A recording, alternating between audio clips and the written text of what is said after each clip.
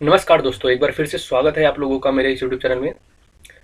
और आज हम लोग पद्म पुरस्कार के बारे में बात करेंगे। किसके बारे में? पद्म पुरस्कार की बारे में बात करेंगे कि ये क्या होता है, ये कितने क्षेत्रों में दिया जाता है, 2023 में कितने लोगों को ये पुरस्कार प्रदान किया गया, इसके अंतर्गत कौन कौन से पुरस्कार आते हैं, इन सब सारी चीज़ों को देखेंगे जो कि आपके एग्जाम की दृष्टि से काफ़ी महत्वपूर्ण होगा। तो आपका ज़्यादा समय ना लेते हुए हम लोग डायरेक्ट टॉपिक पे आते हैं।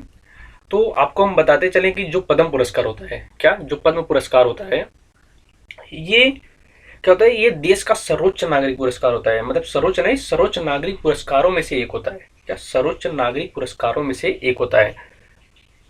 और इसके अंतर्गत अगर हम देखें तो जो पद्म पुरस्कार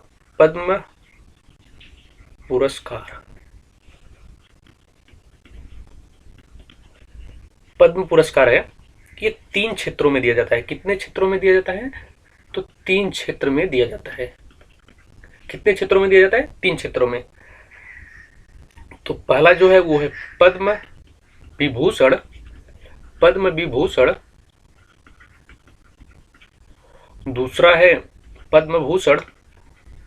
पद्म पद्म भूषण।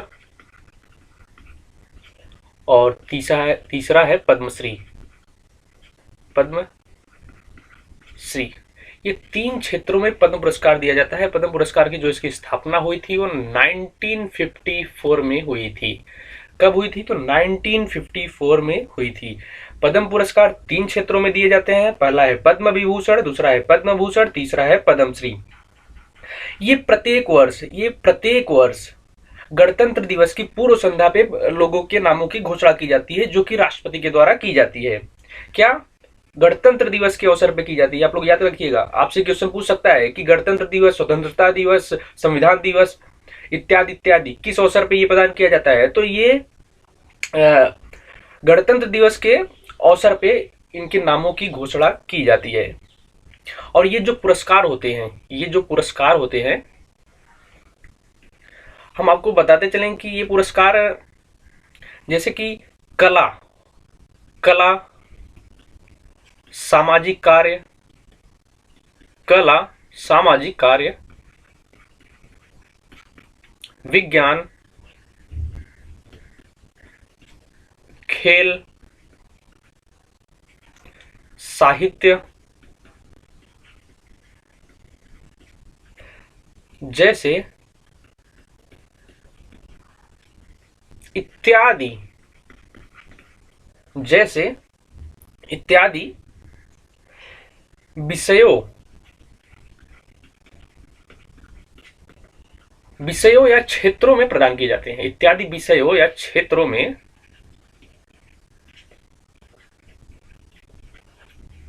इत्यादि विषयों या क्षेत्रों में प्रदान किए जाते हैं। ये जो पद्म पुरस्कार होता है, इसकी जो सिफारिश की जाती है तो पद्म पुरस्कार समिति द्वारा सिफारिश की जाती है। किसकी? पद्म पुरस्कार समिति। पद्म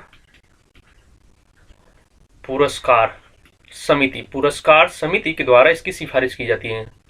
पद्म पुरस्कार समिति के द्वारा इसकी सिफारिश की जाती है। और इसका जो गठन होता है, क्या इसका जो गठन होता है, पद्म पुरस्कार समिति की जो गठन होता है, ये प्रधानमंत्री के द्वारा किया जाता है। किसके द्वारा किया जाता है? प्रधानमंत्री के द्वारा। किसके द्वारा? प्रधानमंत्री के द्वारा पद्म पुरस्कार समिति का गठन किया जाता है। और ये जो समिति है, ये सिफारिश के आधार पर ये पद्म जो पुरस्कार होता है ये प्रदान किया जाता है। क्या क्या चीजों हमने देखा? तो पद्म पुरस्कार, इसकी स्थापना 1954 में हुई थी। ये 3 क्षेत्रों में दिए जाते हैं। पहला है पद्म विभूषण, दूसरा है पद्म भूषण, तीसरा है पद्मश्री। ये जो क्षेत्र है, मतलब कला, सामाजिक कार्य, विज्ञान, खेल, साहित्य, इंजीनियरिंग, विज्ञान, ऐसे इत्यादि क्षेत्र है जो जिसमें ये प्रदान किए जाते हैं। ये पद्म पुरस्कार समिति की सिफारिश के आधार पर प्रदान किया जाता है। जो पद्म पुरस्कार समिति है, इसका गठन कौन करता है? प्रधानमंत्री करता है। और पद्म पुरस्कार जो प्रदान किया जाता है वो राष्ट्रपति के द्वारा प्रदान किया जाता है। किसके द्वारा प्रदान किया जाता है? तो राष्ट्रपति के द्वारा पद्म पुरस्कार प्रदान किया जाता है। किसके द्वारा? राष्ट्रपति द्वारा प्रदान किया जाता है ये। तो ये रही ये चीजें। अब हम आगे देखते हैं कि जो 2023 जो 2023 है, 2023 में कितने लोगों को ये पुरस्कार प्रदान किया गया है, उसमें से पद्म विभूषण कितने लोगों को प्राप्त हुआ है, कितने लोगों को पद्म भूषण प्राप्त हुआ है, कितने लोगों को पद्म श्री प्राप्त हुआ है, ये चीजें देखेंगे। तो 2023 में पद्म पुरस्कार, 2023 में पद्म पुरस्कार,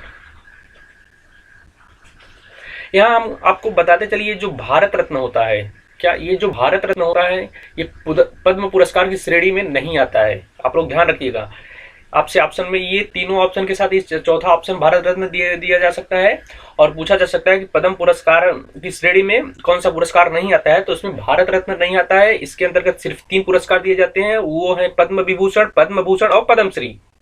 कौन कौन से? पद्म विभूषण, पद्म भूषण और पद्मश्री, ये 3 पुरस्कार दिए जाते हैं। तो हम आपको यहां बताएं कि ये जो 2023 में ये 106 लोगों, 106 लोगों के नामों की घोषणा की गई है, 106 लोगों के नामों की घोषणा की गई है 2023 में, जिसमें अगर हम देखें तो पद्मश्री है वो 91 लोगों को प्रदान किया जाएगा। कितने लोगों को प्रदान किया जाएगा? 91 लोगों को प्रदान किया जाएगा। जो ये पद्म भूषण है, जो पद्म भूषण है ये 9 लोगों को प्रदान किया जाएगा। कितने लोगों को प्रदान किया जाएगा? तो ये 9 लोगों को प्रदान किया जाएगा। और जो हमारा पद्म विभूषण है ये आपको 6 लोगों को प्रदान किया जाएगा। कितने लोगों को प्रदान किया जाएगा? तो 6 लोगों को प्रदान किया जाएगा। तो 91, पद्मश्री, पद्म भूषण 9 और पद्म विभूषण 6। इस तरीके से पद्म विभूषण 6 लोगों को और पद्म भूषण जो है वो 9 लोगों को, पद्मश्री जो है वो 91 लोगों को प्रदान किया जाएगा 2023 में। ये पुरस्कार जो होता है कि वो मार्च अप्रैल में राष्ट्रपति भवन में प्रदान किया जाता है। एक औपचारिक समारोह किया जाता है, उसी में ये राष्ट्रपति द्वारा प्रदान किया जाता है। ठीक, कौन कौन से पुरस्कार हैं? तो पद्म विभूषण, पद्म भूषण, पद्मश्री। शायद ये तीनों चीज आपको अच्छे से याद हो गई होंगी। तो ये चीजें रही हैं जो इसमें प्रदान की जाती है। अब हम आपको बता दें कि जो पद्म विभूषण होता है, पद्म विभूषण जो होता है ये असाधारण, जो पद्म विभूषण होता है ये असाधारण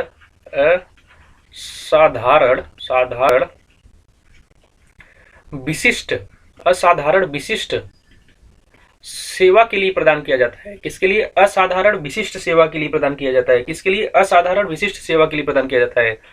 और ये जो हमारा पद्म भूषण है ये उच्च स्तर की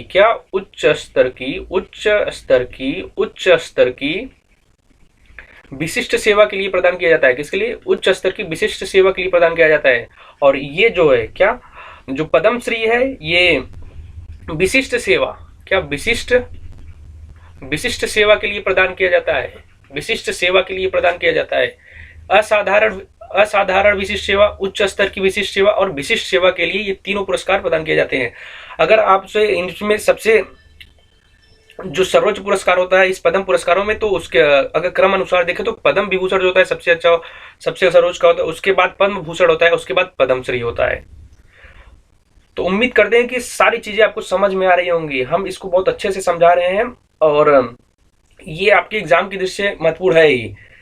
हम आपको और इसमें 2 फैक्ट बता दें कि जो 2023 में महिलाओं, यानी कि महिलाएं जो पद्म पुरस्कार पाई हैं उनकी संख्या, महिलाओं की संख्या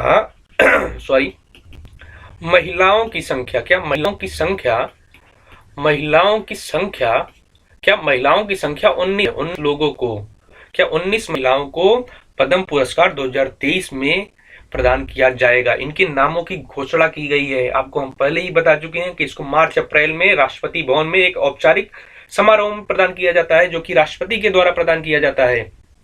इसके बाद यहाँ पे 7 लोग ऐसे हैं जो जिनको ये मरणोपरांत ये पुरस्कार प्रदान किया जाएगा। 7 लोगों को ये पुरस्कार मरणोपरांत प्रदान किया जाएगा। कब? मरणोपरांत प्रदान किया जाएगा। तो ये चीजें रही जो कि पद्म पुरस्कार से संबंधित है और उम्मीद करते हैं कि सारी चीजें आपको समझ में आ गई होंगी। इसके अगले वीडियो में हम बताएंगे कि मतलब जो किन किन लोगों को पद्म विभूषण प्राप्त हुआ है, किन को पद्म भूषण प्राप्त हुआ है और किन को पद्मश्री प्राप्त हुआ है, इन सभी के जो नामों की श्रेणी है, किन किन लोगों को प्राप्त हुआ है उनके नामों को हम बताएंगे। और अगर आपको पीडीएफ की आवश्यकता हो तो आप हमारे टेलीग्राम चैनल में जुड़ जाइएगा, उसका लिंक हम डिस्क्रिप्शन बॉक्स में डाल देंगे। वहां पे आपको पीडीएफ आसानी के साथ प्राप्त हो जाएगा। तो ये चीजें रही पद्म पुरस्कार से संबंधित। और इससे संबंधित जो क्वेश्चन आते हैं, क्या जो क्वेश्चन आते हैं वो तो महत्वपूर्ण होंगे ही। तो उन क्वेश्चन पे जो हमारा अगला वीडियो होगा वो शाम को, जो इससे संबंधित 20 या 25 क्वेश्चन या जो भी क्वेश्चन बनेंगे जो आपके एग्जाम के दृष्टिकोण से काफी महत्वपूर्ण होंगे, उसके बारे में हम बताएंगे। और आप लोग इसको देखने के बाद उसको देखना मत भूलिएगा, और उसको देखने के पहले इसको देखना मत भूलिएगा। क्या? इसको देखने के बाद उसको देखना मत भूलिएगा, जो क्वेश्चन वाला वीडियो होगा, और जो क्वेश्चन वाला वीडियो होगा उसको देखने के पहले इस वीडियो को देखिएगा, तो आपको वो ज्यादा समझ में आएगा। तो मिलते हैं आपसे अगले वीडियो में, तब तक के लिए धन्यवाद। जय हिंद।